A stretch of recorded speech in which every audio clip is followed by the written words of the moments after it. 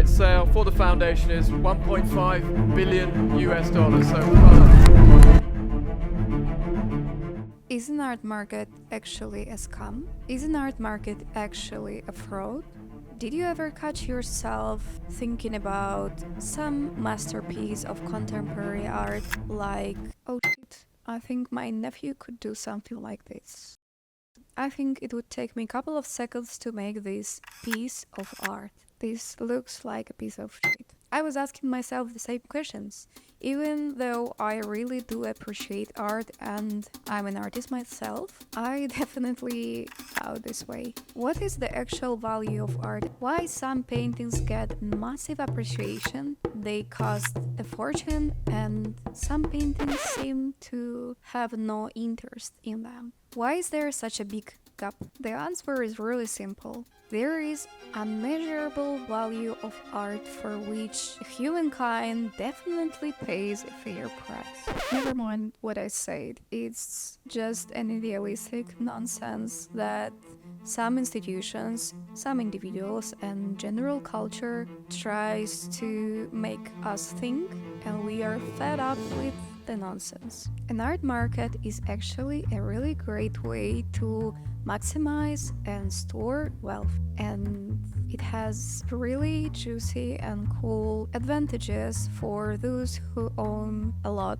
in this world. A bonus of a really attractive tax evasion loops for those who need them. So, art can be a great investment, but you need to act wise. Some art pieces can get up in value crazily. It can even outperform S&P 500. Seductive. So you invest in valuable pieces of art, and eventually in a couple of years it will go up in value if all the steps are going to be followed. When I was a child, my dad always told me that there is always an explanation, sense, or reason why people are doing anything. For any action, there is always a reason. Because I'm so curious, I decided to dig deeper, and I found something crazy. I honestly wanted to know why there are so many philanthropies and donations. I'm talking about huge donations, millions of dollars. I couldn't just believe it was just some kind of altruistic kind heart that decided to donate all of this wealth they were trying to generate year by years. Now I will give you some scandal information. Art has tripled the returns on S&P 500 in the last 18 years. It's a really great and poorly regulated investment alternative.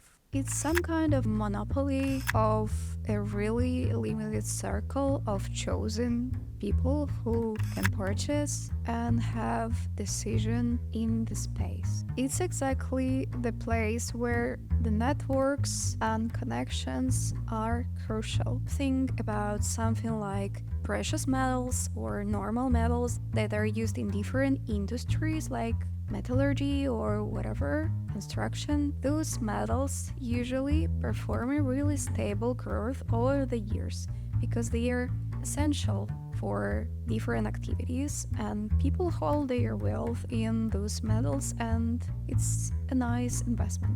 And the value of art is actually really volatile and subjective. With simple words, it's basically a decision of a group to pay a certain price for a certain thing. It's basically what the value is. So what is an asset? Asset is something, it can be even a person or knowledge that gets up in value over the years. There are really different asset class, and the best thing is to diversify them. And this is exactly what our genius millionaires do it. Not anyone can buy art. There are plenty examples of famous people or rich people who do not seem to be the best figures to buy or purchase those assets, and they are basically excluded from the opportunity to obtain some pieces of art. Quote, "We are waiting for someone more prestigious to purchase this art." Why is it so? So there is a group of people,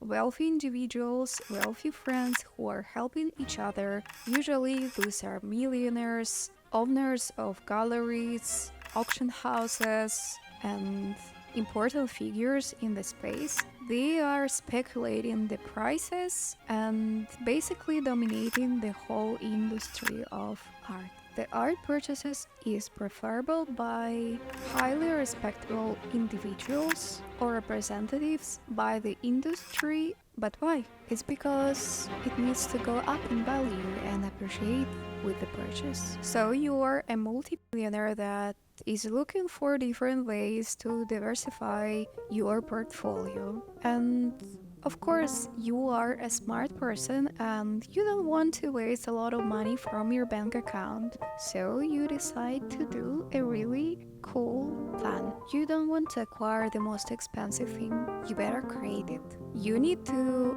find a promising artist that doesn't have a name yet and it's not really popular and his works are not really all that expensive. Buy a couple of his works or hers and then the game can be started. Now you create a brand for your artist. But how do you make the works of this artist appreciate in value? Isn't it like decided by the mass or museums? It's probably not. Everything comes down to basic marketing. Let's boost the value and the fame of the artist, shall we? Scandal, drama, magazines, public events, cultural events. You gotta make it work for your product. Artist, you need to hire a publisher that will make sure that everyone is talking about your artist. You may purchase many different articles in different respected magazines. This is the way magazines make their money. They are getting paid by advertisers and brands. So the value is getting inflated. There are a couple of more things that influence the value, so I will list them here. Is there an auction house involved? Is there a huge gallery that represents an artist? What is the career and the size of works of this artist? Does he have a lot of pieces? Is there enough scarcity around the art pieces the artists make? Who supports it and who owns it? Is there any history of a huge and crazy attention to this artist? Yes, this is when your publisher made his work right. A lot of people will be interested.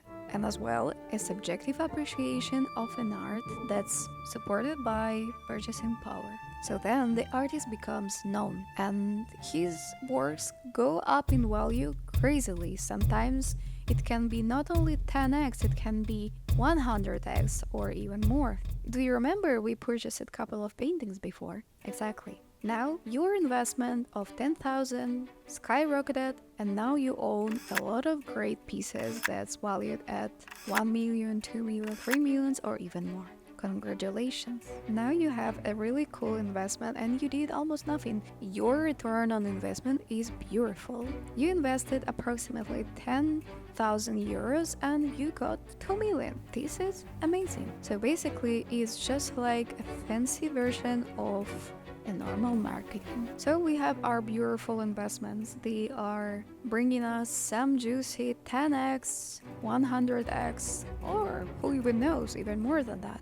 But you are not really all that interested in creating more and more and more and more assets. Now you want to save your beautiful ass from taxes. And this is when you can donate. You will gain a name of a great philanthropist. You will seem like a savior of the world that brings art to general masses. So now you can enjoy 30% write-off your tax bill. It's amazing. Maybe it doesn't seem all that crazy to you, but for someone whose income is approximately 1 billion, the 30% is going to be a huge number. I mean, 300 million, it's not a joke. So now, this really simple but yet amazing tax evasion scheme is complete. There is a recent example of an artist that got up in value crazily in the last years. Her name is Anna Vayat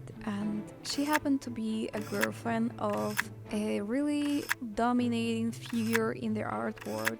the Gagasan Gallery owner Larry Gagasan. I almost forgot to tell you that there is a really beautiful and cute warehouse somewhere in Geneva that holds approximately 100 billion in assets. One of the world's biggest specialists in storage, packing and shipping of works of art and valuable items. There must be between 900,000 and 1 million artworks here. I think there are paintings by all the grand masters. In these containers are paintings by Picasso and sculptures by Rodin. It may be the biggest stock of art in the world. And it happens to be in tax-free zone. Geneva's free port is popular among art collectors because of its special status. It's a non-taxable zone. So a lot of wealthy people can store their assets there. So after selling or buying a beautiful piece of art, they do not have to pay different kinds of taxes. It's the oldest and largest free port facility that holds world's craziest valuable collections of art, jewelry, sculptures and any other goods you could possibly imagine. Could you just imagine, just for a second, 100 billion worth of goods that no one ever saw and no one will probably know about? It's really protected. It's almost impossible to get in there. There's no joke. All of this may seem like a fairy tale, but I will give you some information just for a record. The Rockefeller's collection was approximately acquired for $40 million, and when it was sold for donation, the value was approximately set at $832 million, and it was donated to Mom. They are so altruistic. So kind hearts, a billionaire Mitchell Rales donated $1.9 billion to his Glenstone Foundation.